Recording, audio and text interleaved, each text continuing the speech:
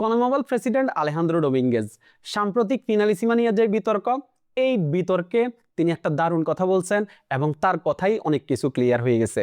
তিনি বলছেন যে আর্জেন্টিনা বর্তমান বিশ্ব চ্যাম্পিয়ন, তারা লাস্ট দুইটা কোপা আমেরিকা চ্যাম্পিয়ন, টানা দুইবার কোপা আমেরিকা জিতলো, এরপরে লাস্ট ফিনালিসিমা চ্যাম্পিয়ন।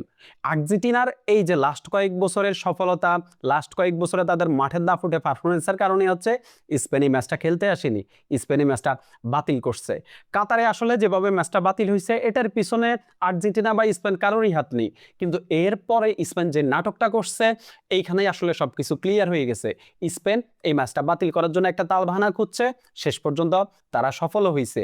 এই যে কাতারে যখন ম্যাচটা বাতিল হইল, তখন তো স্পেন চাইলে একটা নিরপেক্ষ ভেন্যু হচ্ছে নির্ধারণ করতে পারত, সেটা ইংল্যান্ড, আপনার ইতালি বা হচ্ছে পর্তুগাল। আর্জেন্টিনার নিরপেক্ষ ভেন্যুতে খেলতে আসলে কোনো সমস্যা ছিল না, কিন্তু স্পেন সেটা না করে কেন আসলে স্পেনের ভিতরে সান্তিয়াগো বার্নাব্যুকে এই ম্যাচের জন্য সিলেক্ট করলো? কেন করলো?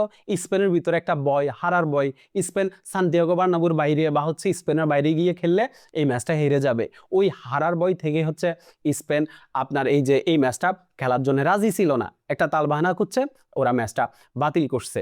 আর্জেন্টিনা আপনি যদি লাস্ট কয়েক বছরে দেখেন, এই যে 2021 কোপা আমেরিকা, যেখান থেকে আসলে আর্জেন্টিনার এই যে স্বর্ণালী সময়টা শুরু হয়েছে, ওইখানে ফাইনালে তারা ব্রাজিলকে হারাইছে, এরপর হচ্ছে ফিনালিসিমাই আপনার লাস্ট ইউরো চ্যাম্পিয়ন ইতালিকে হারাইছে, এরপরে হচ্ছে আপনার এই যে 2022 বিশ্বকাপে লাস্ট আপনার ডিফেন্ডিং চ্যাম্পিয়ন ফ্রান্সকে হারাইছে, এরপরে 2024 কোপা আমেরিকাতে উঠতে থাকা কলম্বিয়াকে তারা হচ্ছে হারিয়ে এই যে কোপা আমেরিকা জিতলো। এই যে লাস্ট কয়েক বছরে যে সাফল্য পাইছে সবগুলা বড় বড় টিমকে হারিয়ে আর্জেন্টিনা সাফল্য পাইছে। কিন্তু আপনি লাস্ট কয়েক বছরে দেখেন স্পেন হচ্ছে আপনার 2024 ইউরো জিতলো, কিন্তু এরপরে আবার ন্যাশনস লিগ হচ্ছে তারা পর্তুগালের কাছে হেরে বসে থাকলো। মানে স্পেনের খেলার ভিতরে আসলে কোনো ধারাবাহিকতা নেই, কিন্তু আর্জেন্টিনার খেলার ভিতরে আসলে ধারাবাহিকতা আছে। বড় টুর্নামেন্ট আসলেই হচ্ছে আর্জেন্টাইন প্লেয়াররা জ্বলে উঠে।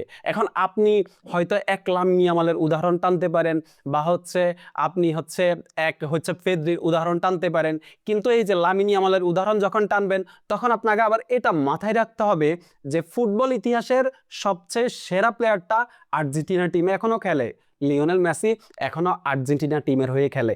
আপনাকে যখন লামিন ইয়ামালের কথা আপনি চিন্তা করবেন, তখন আপনাকে সবার আগে চিন্তা করতে হবে লিওনেল মেসির কথা। এরপরে আপনি মিডফিল্ডে পেদ্রির কথা বলতে পারেন, ফার্মিন লোপেজের কথা বলতে পারেন, গাভির কথা বলতে পারেন। আর্জেন্টিনার তো মিডফিল্ড হচ্ছে বিশ্বমানের, এখানে অ্যানজো ফার্নান্দেজ আছে, ম্যাকালিস্টার আছে, অ্যাজুগেল পালাসিওস আছে, নিকোফাজ আছে, ভ্যালেন্টিন বার্গো আছে, রদ্রিগো ডি পল আছে। আপনি আসলে কাকে রেখে আসলে কাকে বাদ দিবেন, কার সাথে কার কম্পেয়ার করবেন?